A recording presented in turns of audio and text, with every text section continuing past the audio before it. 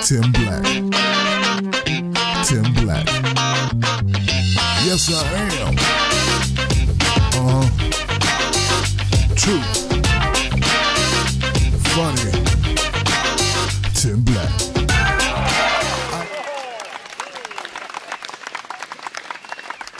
All right, people, how you doing? How you doing, people? Glad you can make it.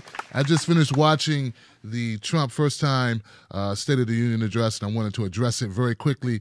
I wanted to get out in front of it. Welcome back to the channel. I've been away in Portland, Oregon, as you know, with Lee Camp from Redacted Tonight, where we did a show. It was an excellent show, but more about that later. Let's talk about the State of the Union address. All right, so I got a couple of notes put together here with me and my team, Team Black. We came up with this. We wanted to first take a look at the tax breaks because Donald Trump focused a lot on that. He earned a standing ovation for the tax cut and bragged about how people will see tax cuts. This seems nice on paper, but I'm pretty sure taxes are important. Why aren't we cutting them across the board when we could raise wages? Many, such as Bernie Sanders, speculate that these tax cuts are designed to worsen the deficit so that they can later blame it on Social Security and other entitlements and then raise taxes. What do you think about that?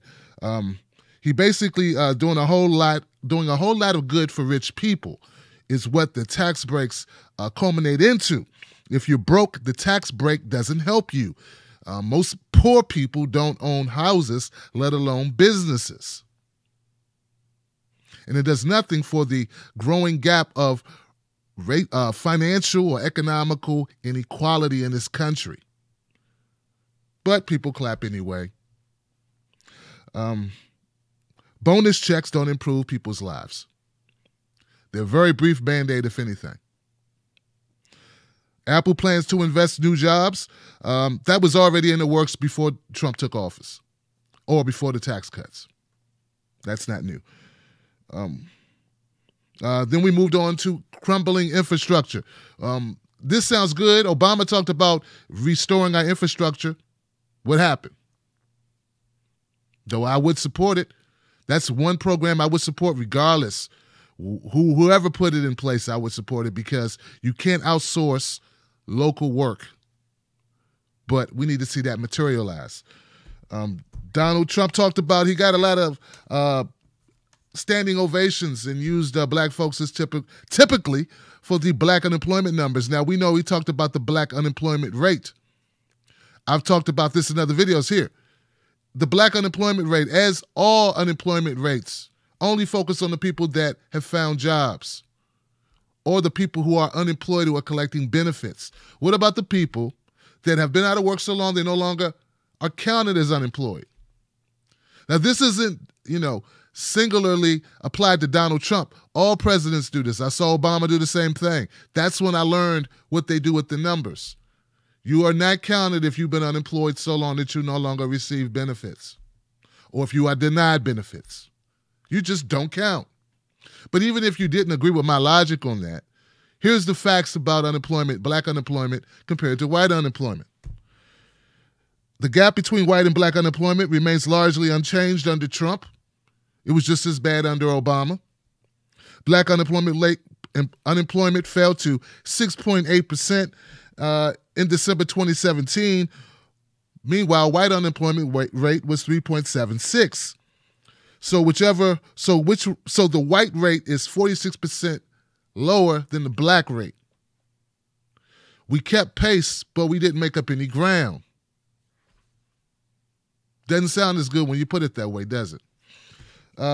He also went to his new and old boogeyman. A lot of people don't know that MS-13 has been around since I was a kid, at least.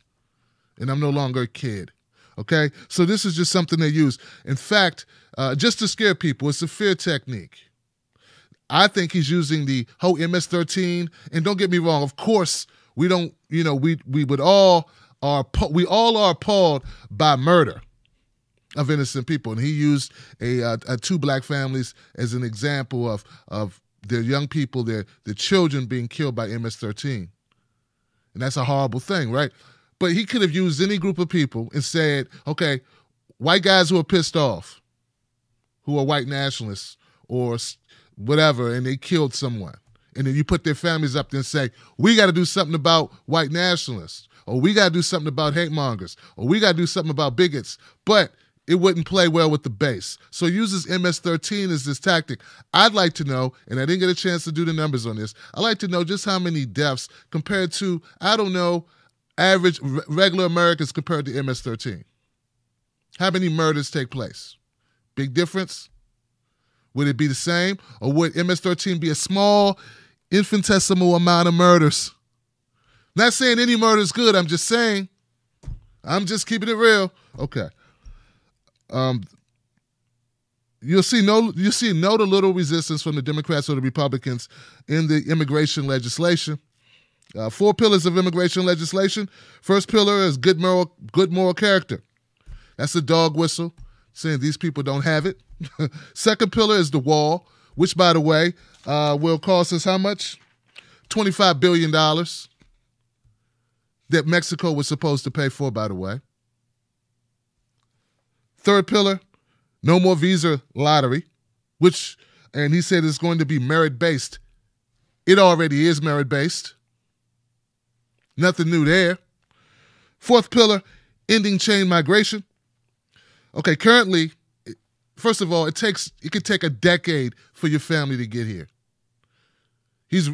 When he says chain migration and he conflates it like this is a horrible thing, it's a big problem for the United States, it could take a very long time for your family to get here. And currently, it does not include one's distant cousins or friends or neighbors. It includes spouses, children, and siblings. The restructuring would be siblings and spouses. Not really that big a difference. He's continuing to push the war on drugs. Jeff Sessions, he conflated opiates with the drug problem, or this war on drugs him and Jeff Sessions are trying to reignite, when we all know that the opiate crisis is caused by pharmaceuticals. Opiates are prescribed. Weed is inhaled. You can't compare going to the pharmacy, which is where most of the opiates are purchased. That's how people get hooked anyway. Okay? They get hooked because of pharmacies. They may resort to the black market after being hooked because they can no longer get prescriptions. But you can't conflate that to a cannabis grower in, I don't know, Portland, Oregon. Totally different thing.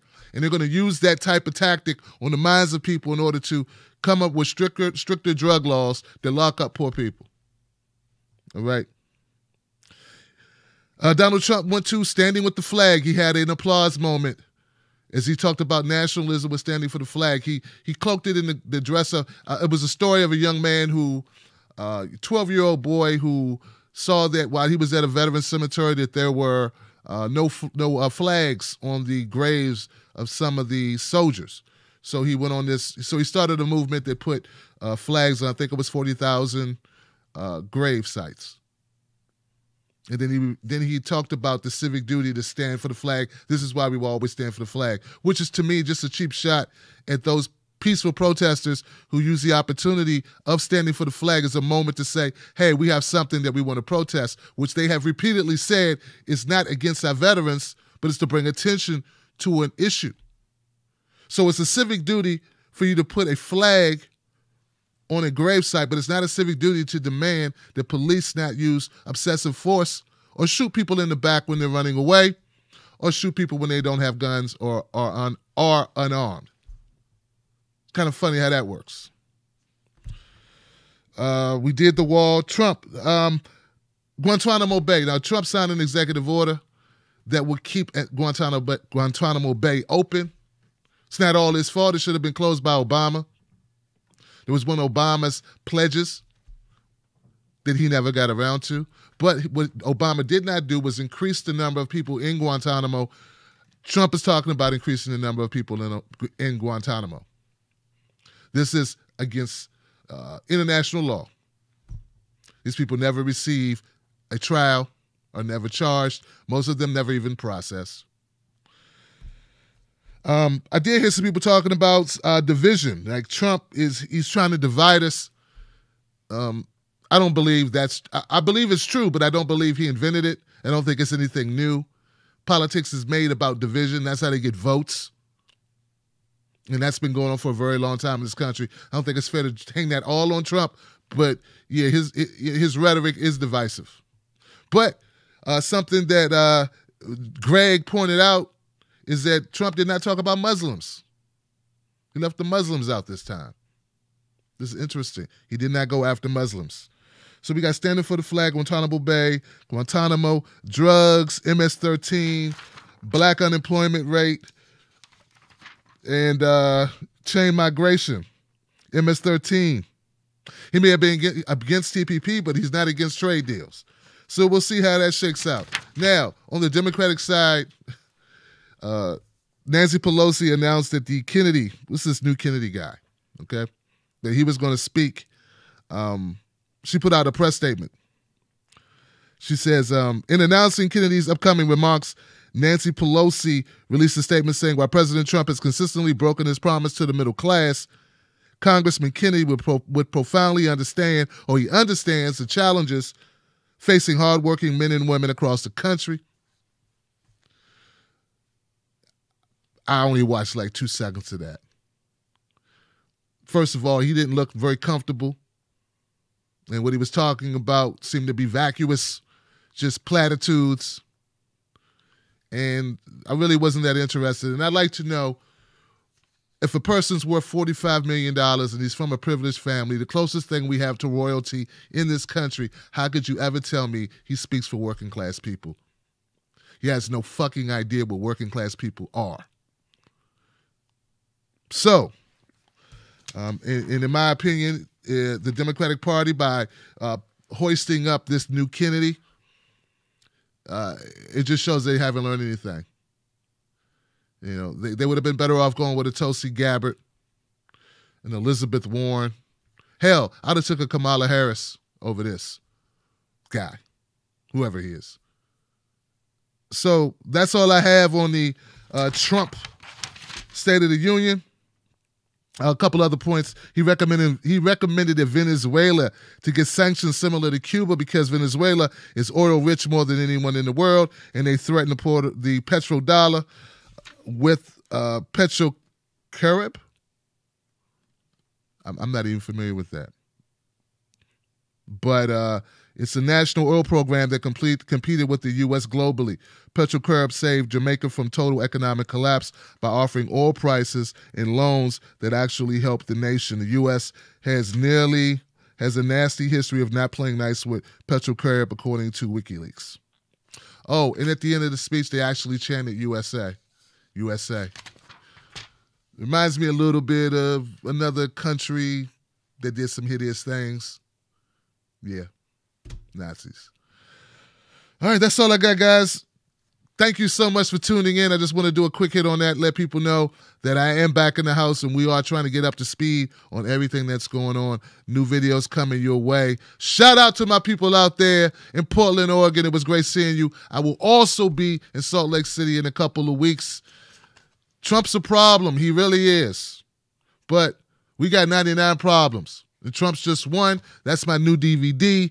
I have a link in the description where you can get it. It looks like this.